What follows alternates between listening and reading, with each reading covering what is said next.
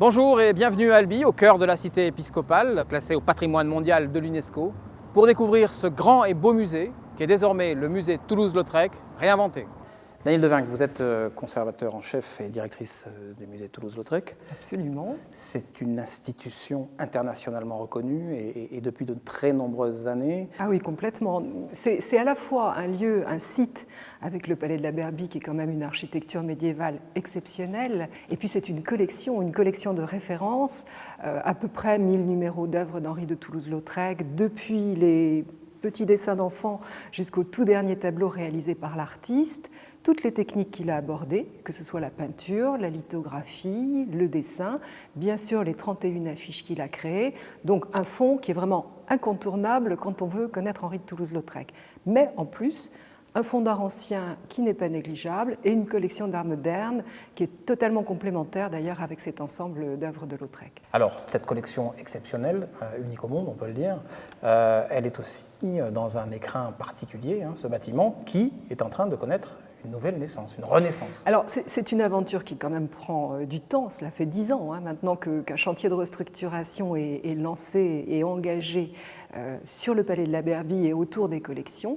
C'est une opération ambitieuse, complexe, puisqu'elle s'est déroulée en plusieurs tranches, qu'on a creusé sous les cours du palais pour gagner des mètres carrés supplémentaires, qu'on a évidé le donjon pour installer un ascenseur qui permet de desservir les niveaux, donc vraiment quelque chose de très très lourd, mais en même temps un projet qui est vraiment élaboré autour de la réflexion sur les collections, qui vise à donner aux visiteurs une découverte le plus intime possible, le plus qualitatif possible des œuvres que nous avons au CIMES. Mais qui plus est, ces dernières années, nous avons réussi à accroître les collections de façon tout à fait importante, avec d'une part un soutien essentiel pour le musée qui est celui de la Société des Amis du musée Toulouse-Lautrec, mais aussi le soutien des collectivités locales, la région, le département, et un mécénat privé, notamment le mécénat des laboratoires Pierre Fabre.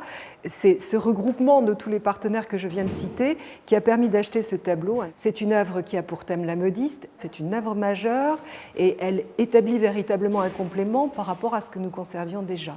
Un musée, c'est de toute façon une collection. C'est le cœur même du lieu, c'est la raison d'être, c'est la valeur d'usage du lieu que de se construire autour d'une collection.